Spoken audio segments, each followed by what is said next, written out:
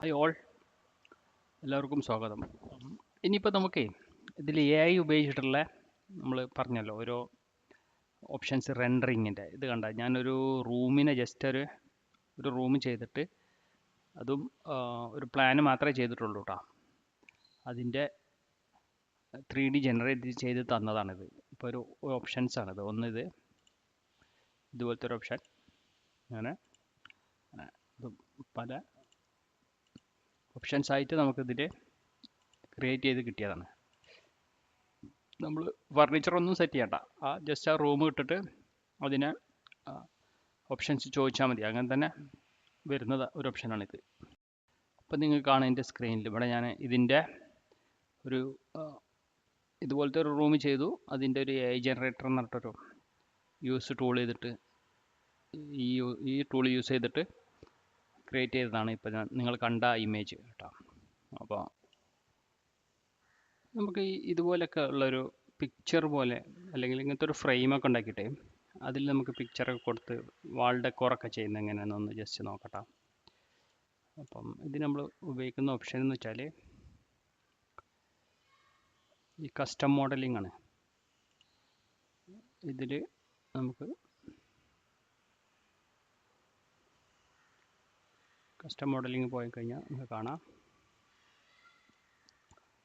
ഇവിടെ പല ഓപ്ഷൻസും കാണാം. അങ്ങനെ പല rectangle, push and pull, sweep എന്നൊക്കെ പറയട്ടെ. അപ്പോൾ ഞാൻ ഈ റെക്റ്റാങ്കിൾ ടൂൾ എടുത്ത് ആദ്യം ഫ്രെയിം ഒന്ന് വരച്ചു. ഈ ഫേസിൽ തന്നെ വരച്ചു കേട്ടോ. സൈസ് നമുക്കിവിടെ റൈറ്റ് സൈഡിൽ കാണാം. നമുക്കവിടെ ടൈപ്പ് ചെയ്ത് കൊടുക്കാം. വിഡ്ത്ത് അതൊക്കെ നമുക്ക് ഹൈറ്റ് കാര്യങ്ങൾ അതൊക്കെ നമുക്ക് അവിടെ കൊടുക്കാം.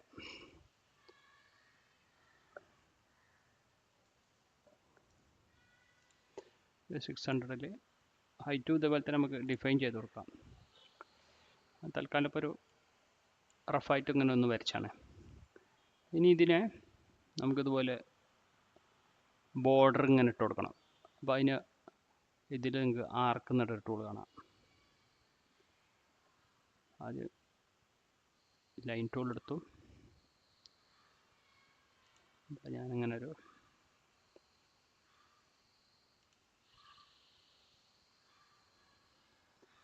ആക്സിസിൻ്റെ നിങ്ങൾ ഇവിടെ കാണാട്ടെ, ഏത് ആക്സിസിലാണ് വരക്കണമെന്നൊക്കെ ഉള്ള. നമ്മളൊരു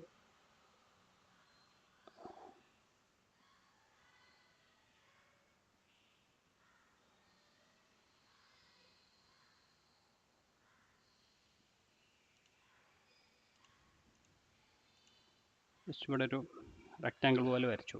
ഇതിൻ്റെ പെർപെൻഡിക്കുലർ ആയിട്ടുള്ള പ്ലെയിനിലാണ് വരച്ചിട്ടുള്ളത്. ഇനി ഇതിൽ ഈ ആർക്ക് എന്നുള്ളൊരു ഓപ്ഷൻ എടുക്കുക. അതിൽ അങ്ങനെ ഫസ്റ്റ് ഫ്രെയിമാണ്, അതിൻ്റെ ബോർഡർ വരേണ്ടതാണ്. അടുത്ത് കൊടുത്തു. ഇത് റെക്റ്റാങ്കിളോ ഏത് ഷേപ്പും കൊടുക്കട്ടെ. ഞാനിതൊരു കാണിക്കാൻ വേണ്ടിയിട്ട് ഇങ്ങനത്തെ ഒരു ഷേപ്പ് ഉണ്ടാക്കിയതാണ്. സെയിം തന്നെ ഇവിടെ ഒരു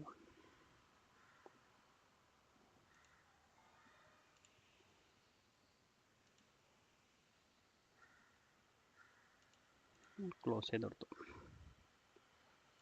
ഇതിനെ ഡിലീറ്റ് ചെയ്തു.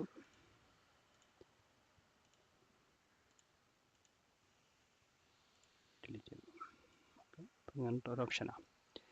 ഇനി ഇതിൽ കാണാൻ നിങ്ങൾക്ക് ഇവിടെ സ്വീപ്പ് എന്നിട്ടൊരു ഓപ്ഷൻ കാണാണ്ട. ഈ സ്വീപ്പ് എടുക്കുക, ഇതിനെ സെലക്ട് ചെയ്യുക. കണ്ടോ, ഇപ്പോൾ ആ ഫ്രെയിം ഇങ്ങനെ കറക്റ്റ് ഇതേപോലെ തന്നെ വന്നുകൊണ്ടാ ഇവിടെ. ഇപ്പോൾ ഈ ടൈപ്പ് ഓഫ് ഫ്രെയിം നമ്മൾ വരച്ചു കൊടുത്ത ആർക്കിൻ്റെ ആ ഒരു പ്രൊഫൈൽ വെച്ചിട്ടാണ് അത് വന്നത്. അത് നിങ്ങൾക്ക് ഇഷ്ടമുള്ള പ്രൊഫൈൽ ഉണ്ടാക്കി കൊടുക്കാം. ഇനി ഇത് നിങ്ങൾക്ക് മെറ്റീരിയൽ വേണമെങ്കിൽ ഇവിടെ മെറ്റീരിയൽ ലൈബ്രറി പോയാൽ എന്ത് ടൈപ്പ് മെറ്റീരിയലാണ് വേണ്ടതെന്ന് വെച്ചാൽ അത് ഇതിൽ വെച്ച് കൊടുക്കാം. പേവിങ് കൊടുക്കുക, അല്ലെങ്കിൽ സ്റ്റോണ് എല്ലതും ഉണ്ട്. കസ്റ്റം മെറ്റീരിയലിൽ ഞാൻ വാൾ ഡെക്കറേഷനാണ് കേൾക്കാം. വാൾപേപ്പർ ആണെങ്കിൽ അല്ലെങ്കിൽ ഡെക്കറേറ്റീവ് പെയിൻറ്റിങ് അല്ലെങ്കിൽ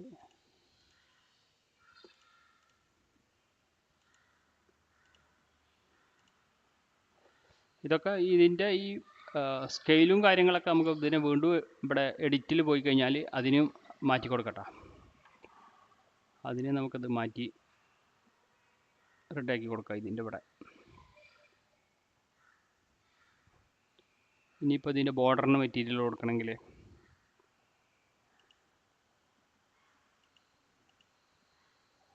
പെയിൻറ്റോ സ്റ്റെയിൻഡ് പെയിൻറ്റോ എന്താ നിങ്ങൾക്ക് വേണ്ടത് വെച്ചാൽ ആ മെറ്റീരിയലും ഇതിലിങ്ങനെ എടുത്ത് കൊടുക്കാം.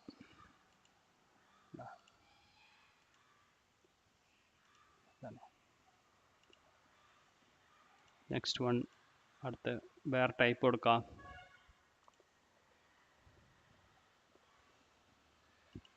ഗോൾഡൻ കളർ ആണെങ്കിൽ ഇനി മെറ്റീരിയൽ നിങ്ങൾക്ക് ഇത് പറ്റുന്നില്ല വേറെ കൊണ്ടുവരണമെങ്കിൽ അതും കൊണ്ടുവരാം. അതിൽ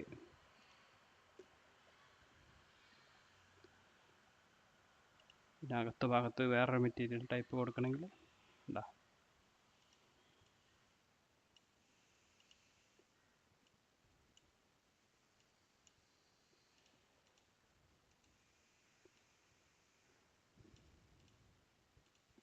ഇതുപോലെയൊക്കെ ഡിസൈനൊക്കെ ചെയ്യുന്നുണ്ടെങ്കിൽ നമുക്ക് കൊടുക്കാം.